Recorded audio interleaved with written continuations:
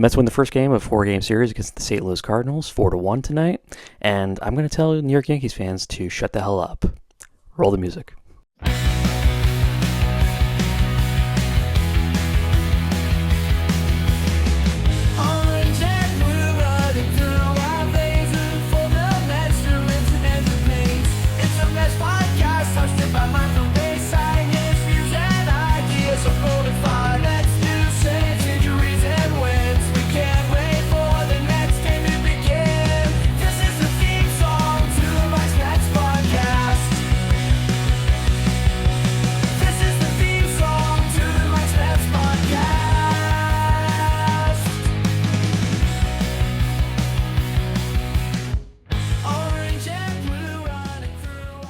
Welcome to Mike's Mets Podcast. I'm your host, Mike Peixoto, and what a wonderful Thursday night we had as Met fans watching the New York Mets win 4-1 over the St. Louis Cardinals. The key play of the game, Mets scored 4 runs in the bottom of the second inning, included a home run by Mark Vientos and a 2-run RBI by Francisco Lindor, so wonderful to see. Also, a terrific start from Griffin Canning, which... for anybody who subscribed and is following my Instagram channel, link is in my link tree of my YouTube channel and all my other channels. So Instagram, you can see my reel, and I recently just put up in my story my apologies to David Stearns for the Griffin Canning signing, my reaction to it originally, which was certainly incredulous. I was certainly dubious of the Canning signing when they first made it. It didn't feel like anything more than like a depth signing at the time, and there was some optimism at the time that maybe the Mets can turn around for Griffin Canning the same way they did for Luis Severino. I did not expect the results to be this immediate, and so the MVP of the season thus far, we're like 3 weeks into the season at this point. The MVP of the season it's not Francisco Lindor, it's not Juan Soto, it's not even Pete Alonso. The MVP of this team has been the Mets pitch lab, which has completely turned around guys like Griffin Canning and has given a new weapon to a good pitcher like Clay Holmes. It's making him look like a really good starting pitcher at this point. It's pretty amazing to watch what they've done with Canning in particular, where he looks just light years better. The kick change has been an important third pitch for him. We saw him actually folding it into his repertoire of off-speed pitches, and as a result, along with his slider, which has always been a good pitch, the fastball had always been his weakness. It's just a straight pitch, didn't really know where he seemed to be throwing it, was leaving it over the plate, and was getting clobbered on it last season. This season, hasn't been using the fastball quite as much until tonight, when we saw him really start to use the fastball, and was using it as a put-away pitch, and it was high in the strike zone. He was using it very strategically. I loved what I saw from Griffin Canning, and his approach has been just light years. It's been a night and day difference from what it was last year. I can't believe that this is the same guy, and more and more you're looking at him and you're like, oh wow, like they got this guy on just like a steal deal, and he's looked like one of the best pitchers in the National League thus far this year. I mean, obviously we still have a lot of season to go, and maybe teams will get wise to his act, but I love what I'm seeing here, which was a good slider, and then it was two batters out in the top of the top of the sixth, and Canning throwing 100 pitches, and it didn't really look like the Mets were going to stick with him. And then he kind of gave the thumbs up over to Carlos Mendoza, saying, "I'm good. Let me stay in this game. Let me get this final batter out." Got him out, and it was a great job by Griffin Canning all around. He looked dominant. He looked in control and absolutely confident, which is a great sign for a guy who certainly has confidence like shaken and beaten. And Canning has said that one of the things that he was most impressed with, and one of the biggest signing points for him when the Mets were negotiating with him, was their pitch, which was on their pitch on the pitch lab, where they had just shown him all this data. They'd shown this incredible analytics system that they were showing off, and they were showing him what it could be done to improve his approach and his mechanics. And it was like 3D scans of his skeleton. It was a really new, high tech approach to how you're going to show somebody, how like what you're doing on the mound and stuff like that. And it's been an incredible tool that the Mets have used from their analytics department to help their pitchers. And this pitch lab, quote unquote, has been just a revelation. And Canning is going to be obviously a huge proponent of it. People are going to look at him and say the results of this guy. The pitch lab's been around since 2023, and we've seen the results though. It's done with guys like Severino and Sean Manaea, and now Canning. Clay Holmes as well. It's doing wonders, I think, for also some relievers. We've seen radically different approaches from guys like Huascar Brazaban and others, and it's just been very impressive. Max Kranick, another one. So you gotta love what you're seeing from that. And it was not that long ago when I remember Steve Cohen took over as the owner for the New York Mets and drove the Wilpons finally out of Dodge. And I remember them taking over and Cohen specifically mentioning that the the analytics department was just barren. The Mets had put no money into this, and he has one of his biggest driving forces, and certainly not just him, but also Stearns and others. They've been focusing on bringing in these new tech, or I should say, new wave high tech approaches to baseball analytics that are focused more on, it doesn't matter how good the guy is, it's a matter how good we can make him, and by showing him what he can be doing better. And the results speak for themselves this early in the season. Unbelievable. Canning looked terrific against a Cardinals team that admittedly is not terrific offensively, but still, what he was doing tonight, that would have worked against really anybody, I gotta say. So hats off to Griffin Canning, who had a great game. And then, of course, this offensive barrage in the second inning that led to 4 runs being scored, the highlight of which was Mark Vientos popping that solo shot, his first home run of the season, which must have felt great for Mark Vientos to get that off his back, and it was, obviously it was a little askew shot, like right off the end of his bat that just stayed fair in right field, but it really doesn't matter what it is, as long as he gets that monkey off your back. He's got to feel so good about it. So hey, great, it was a great game for Vientos, great game for Francisco Lindor. 3 for 4 tonight. Looked really good. Had a key 2-run hit that he got thrown at second base, trying to stretch a single into a double. But it was really good. I've really loved what I've seen from Lindor the last few games. And then Juan Soto unfortunately had the 0 for today, but still got a walk late in the game. And it's we were starting to see little things start to work for Soto in Minnesota. He hit back-to-back games of home runs. We're hoping that he's starting to get off the schneid a little bit.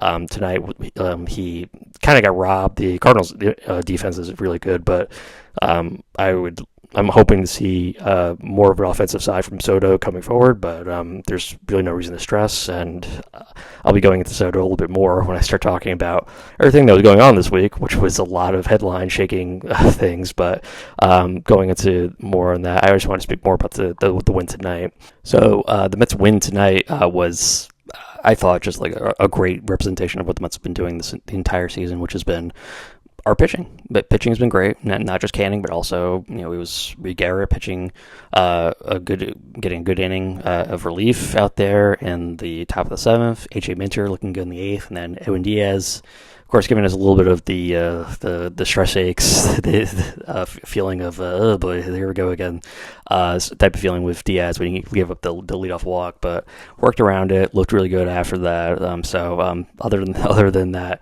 little blip, the Mets looked, I think, really terrific in this game, and Canning will obviously be mentioned as the star of the game, but the bullpen just continues to be an absolute stud for this team. The entire group, from, it should be mentioned, Brazaban, who has been light years better than he was last year. He's looked terrific for them. And then Max Kranick, who's been big, Minter, who's gotten more into form as the season has progressed, starting to look like the AJ Minter last year before he got hurt.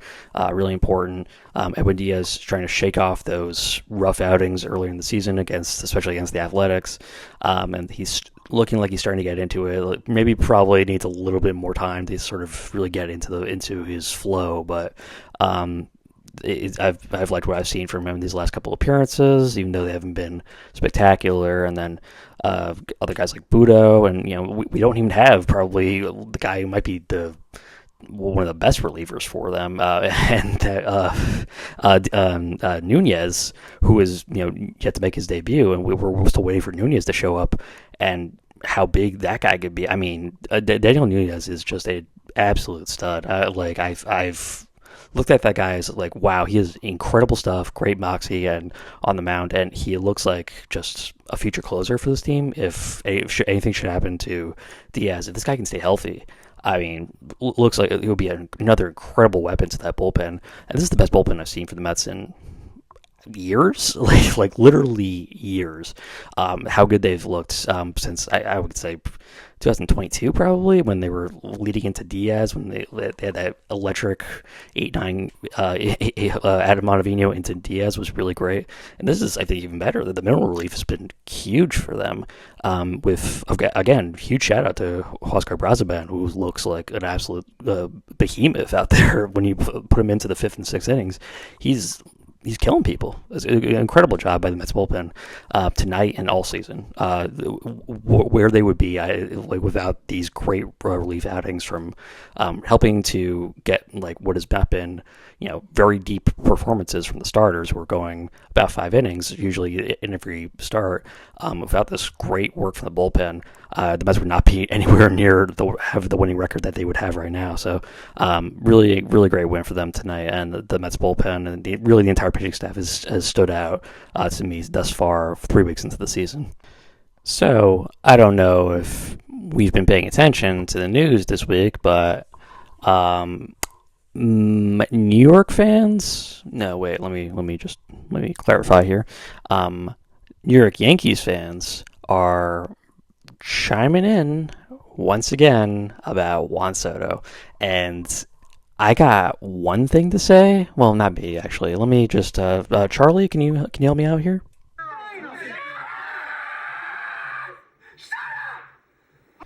Thanks a lot, Charlie. Yeah, I'm gonna need Yankee fans to take a quick 5, right now. I cannot deal with it. It's so frustratingly annoying to be just the constant needling, trolling. Oh my god, he's wearing a sweatshirt. He must be cold, thus miserable. Being as a New York Met, it is constant. And I am so sick of it. I am not alone. Met fans are already over it. It is beyond any. Earlier, not this year, last year, right after the Soto signing and the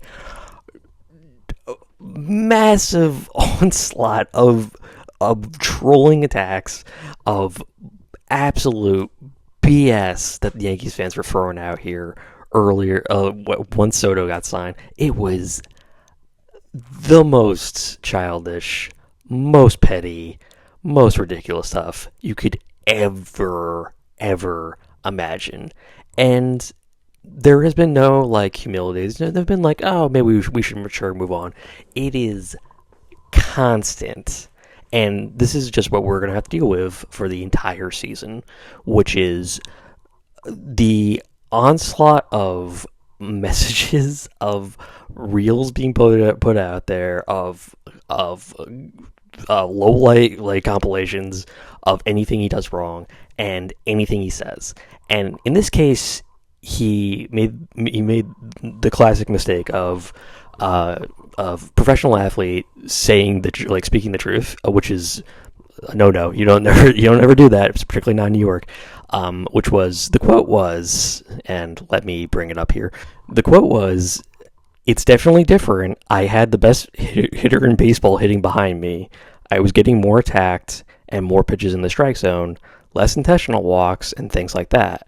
I was pitched differently last year, and there's nothing inaccurate in what Juan Soto said. Everybody absolutely lost their minds, which was Michael Kay from Yes Network saying well, that is a backhanded slap to Pete Alonso, because Alonso's had a great start to the season and has looked, not quite as good as Aaron Judge, but has looked terrific thus far earlier in the year. And and then you give guys like FAN Salicata, who's saying the Mets fans should boo Soto's pants off tonight. Which let's all thank God Soto got cheered, he got applauded. He didn't matter what he was doing. Met fans are being eternally patient despite these absolutely bogus attacks against him, and they are not falling bait to any of this stuff. They are not turning on him. There hasn't been anything to it. And Soto, who is, I'm going to say, like, he's not really into like media or interviews. He just kind of says what he says. He's just like, whatever, just deal with it. His entire approach is not like, he hasn't been media trained into like any of this stuff like Lindor has been. Lindor has this, very like easygoing type of style to him.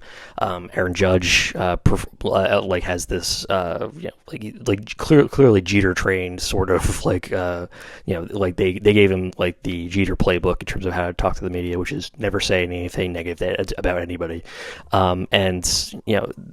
Soto is just, he's very frank. He's very, I'm just going to tell you what I'm saying, what I'm feeling, and what he feels like is it's different. And there is as good a start as Pete Alonso's had.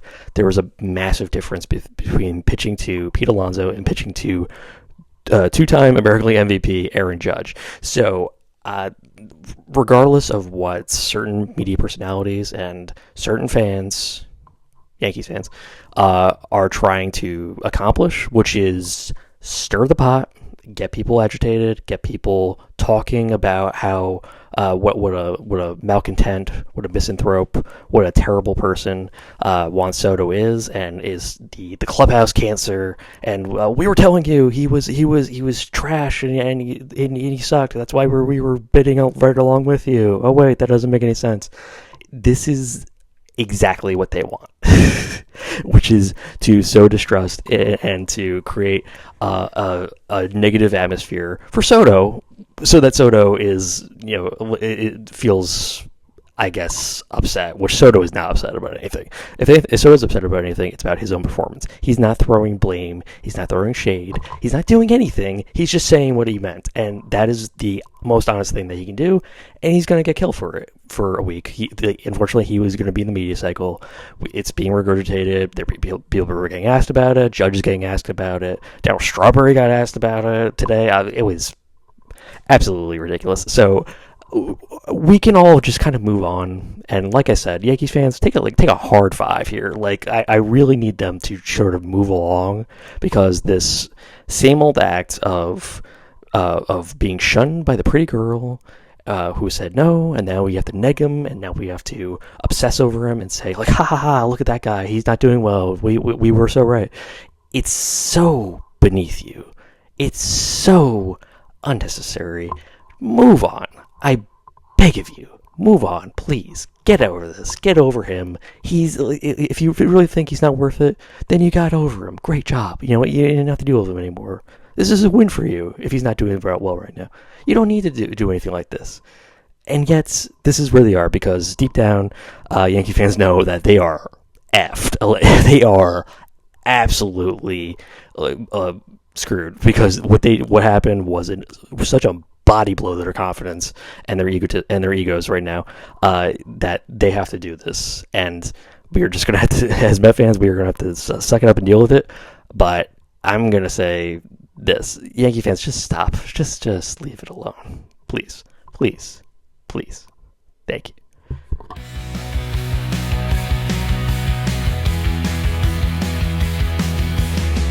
Orange and blue running through our veins.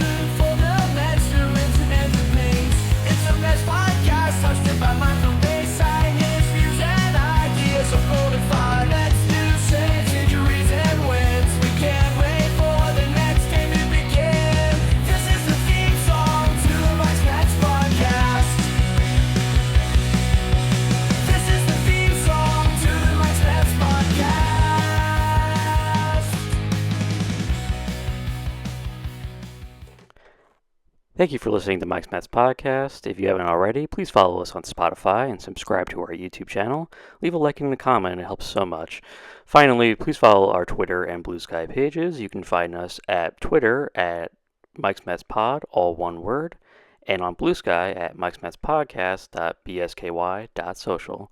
Thank you very much. Have a wonderful day or evening, and let's go Mets.